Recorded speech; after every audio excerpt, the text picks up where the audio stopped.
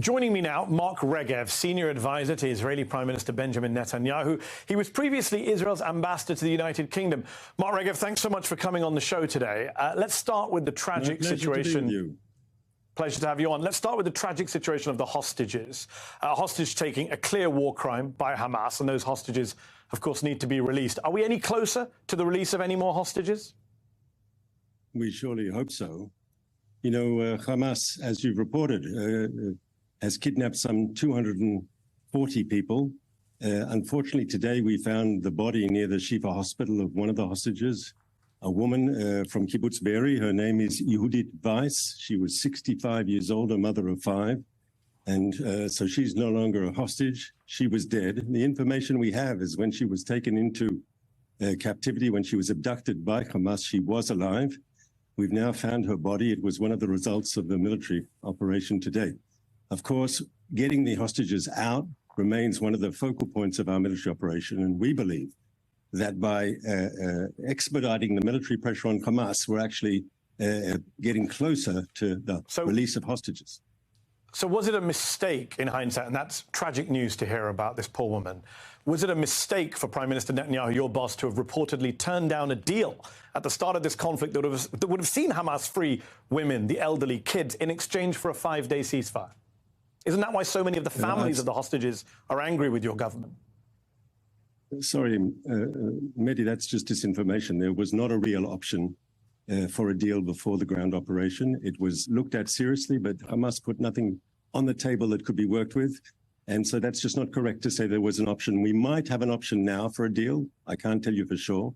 We might have an option because the military pressure on Hamas is maybe making Hamas understand that if they want a temporary ceasefire, they need to release hostages. Without that, we're not going to have a temporary ceasefire. So we're hitting Hamas hard, and maybe the military pressure will force them to consider how they look at the hostages. Look, we can't expect them to release hostages because they're suddenly going to become humanitarians, right, Mehdi? They're obviously not. They're brutal, vicious terrorists, and they'll only release hostages when they're release hostages when they're forced to do so. So let's talk about that. Let's talk about the military pressure. We are nearly 6 weeks into this bombing campaign and ground invasion. The Gaza Health Ministry says Israel has killed more than 11,000 people in Gaza, including a record number of children. Let me finish my question. No, but you can't say that. No, but you said you have to say the Hamas-controlled Ministry of Health in Gaza. I don't have to say what you asked me to say. More than 4,000 kids, they say. That's true. You don't deny that, Mehdi. You don't deny that it's the Hamas-controlled. I'm not denying. And the health ministry is controlled by Hamas. Let me finish my question. You can, but please tell the viewers the truth. That information is provided by Hamas. Okay, and that information, we'll come back to that information, but you've got dead Gazans. The American government say maybe more than 11,000. You've got a record number of journalists killed, according to the CPJ, a record number of UN workers killed, according to the UN, and yet Hamas still exists, is still capable of firing rockets into Israel, still has the hostages. You haven't found their big base under the Shifa hospital either. Your critics say that shows this war is a failure. I would argue that's all incorrect, Mehdi. We're hitting Hamas hard, and they're feeling the pain. We just discussed that a moment ago. Why they may be now considering seriously a hostage release. It's not because, as I said, they've become humanitarians. It's because they're under a very, very massive military pressure. Look, this operation is not one that we wanted, obviously. This war was forced upon Israel in the terrible attack of October 7th, and we are fighting back, and we will destroy Hamas. We'll dismantle their military machine, and we'll take apart their political control of Gaza. That's good for Israel for obvious reasons. We don't have to live in fear of terrorists crossing the border and killing our people and butchering our children in the middle of the night. But it's ultimately also good, and I hope you agree with me, it'll be good for the people of Gaza who deserve better than this terrible, authoritarian, extreme Hamas regime. The people of Gaza who are still alive, as I say, more than 11,000 people dead, reported dead, 4,000 children. I just want to pull up on the screen. Hamas's numbers. You say Hamas's numbers. I should point out, just pull up on the screen, in the last 2 major Gaza conflicts, 2009 and 2014, the Israeli military's death tolls matched Hamas's health ministry death toll. And the UN, human rights groups all agree that those numbers are credible. But look, your wider point is true. Can I challenge that? Will you allow me to challenge that, please? Can I just challenge that? I'd like to challenge that. I'll try to be as brief as you are, sir. Those numbers are provided by Hamas. There's no independent verification. And secondly, more importantly, you have no idea how many of them are Hamas terrorists, combatants, and how many are civilians. Hamas would have you believe that they're all civilians, that they're all children. And here we have to say something that isn't said enough. Hamas, until now, we're destroying their military machine, and with that, we're eroding their control. But up until now, they've been in control of the Gaza Strip. And as a result, they control all the images coming out of Gaza. Have you seen one picture of a single dead Hamas terrorist in the fighting in Gaza? Not one. Is that by accident, or is that because Hamas can control the information? You asked me a question and you Gaza? said you would be brief. I haven't, you're right, but I have seen lots of children with my own lying eyes being pulled from the rubble. Because they're the pictures Hamas wants you to see. Exactly my point, because they're dead, they're the pictures Hamas wants. But they're also people that your government has killed. You accept that, right? You've killed children, or do you deny that? No, I do not. I do not. I do not. First of all, you don't know how those people died, those children. Oh, wow. First of all, we don't want to see a single child killed. Okay, here's my question for you, Mark. You say, I agree with you. I agree with you. We shouldn't blindly believe anything Hamas says. But why should we believe what your government says either? Your military spokesman on Monday pointed to an Arabic document in the basement of a Gaza hospital and claimed it was a Guardian list on which every terrorist writes his name. But that was false. It was just a calendar with the days of the week on it. Your colleague in the Prime Minister's office, Ophir Gendelman, posted behind-the-scenes footage from a Lebanese short film and claimed it was Palestinians in Gaza faking their own injuries. That tweet is still up a week later. That is endless disinformation from your government, is it not? I disagree, and I think on the important issues, look, I'll give you an example, Mehdi. Originally, we estimated... No, answer your question. Allow me to answer your question. I'm answering your question directly, if you'll allow me. We originally said in the atrocious Hamas attack on our people on October 7th, we had the number at 1,400 casualties, and now we've revised that down to 1,200 because we understood that we had overestimated. We made a mistake. There were actually bodies that were so badly burnt, we thought they were ours. In the end, apparently, they were Hamas terrorists. When we make a mistake, we admit it.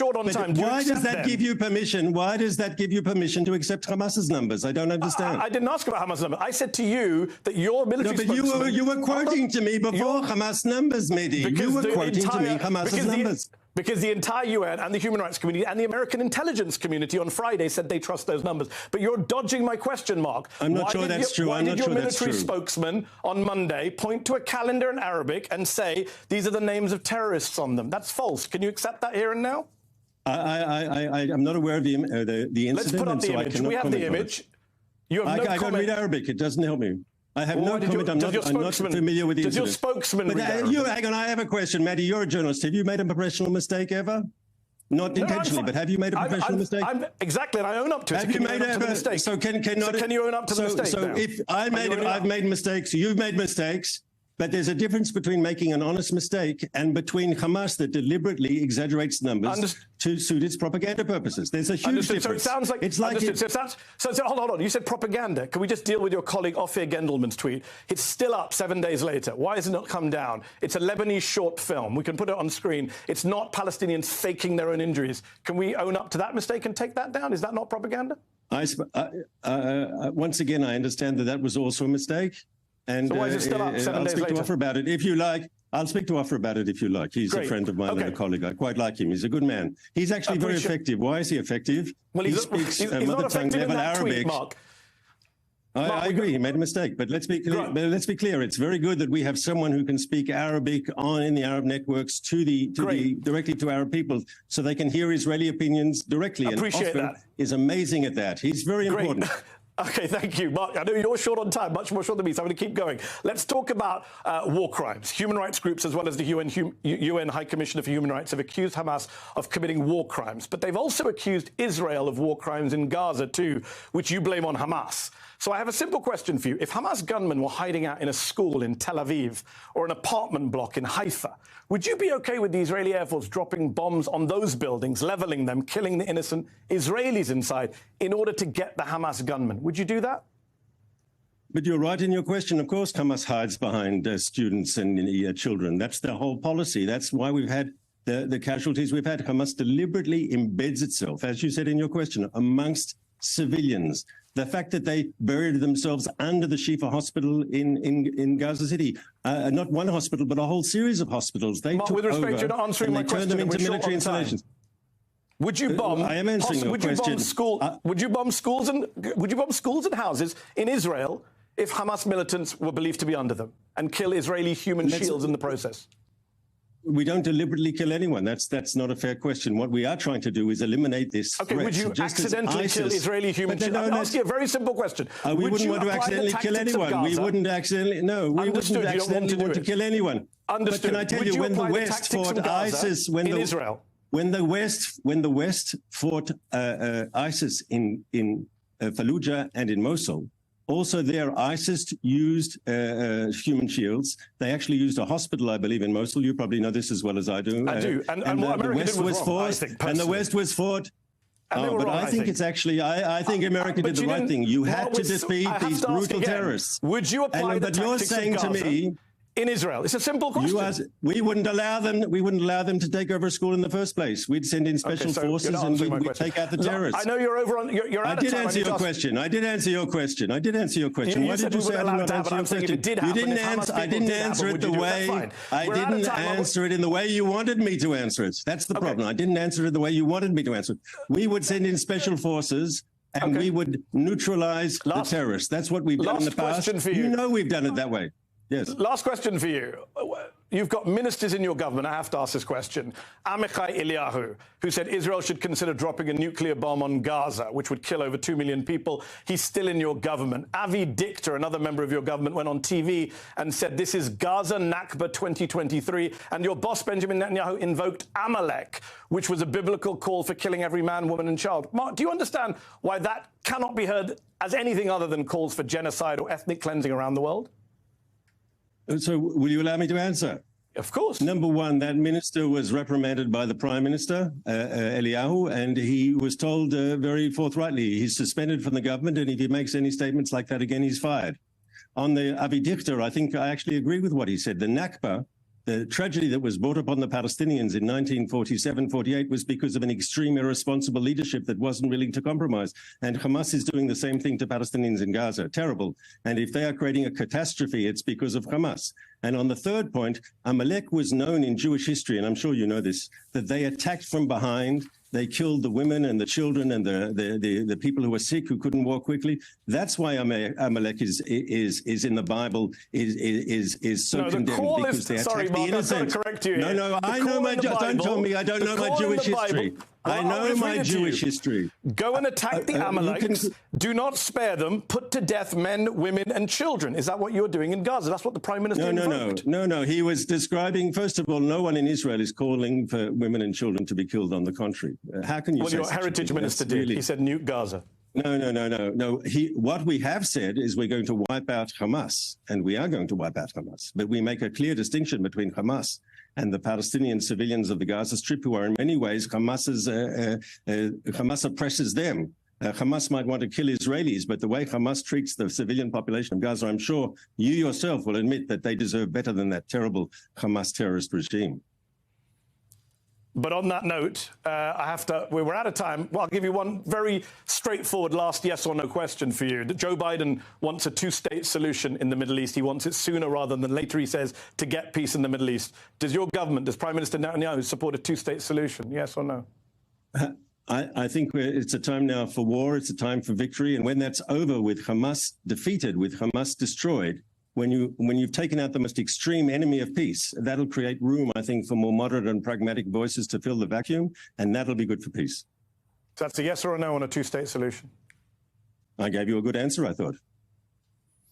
Ambassador Mark Regev, thank you for your time. Appreciate it. Thank you for having me, Mehdi.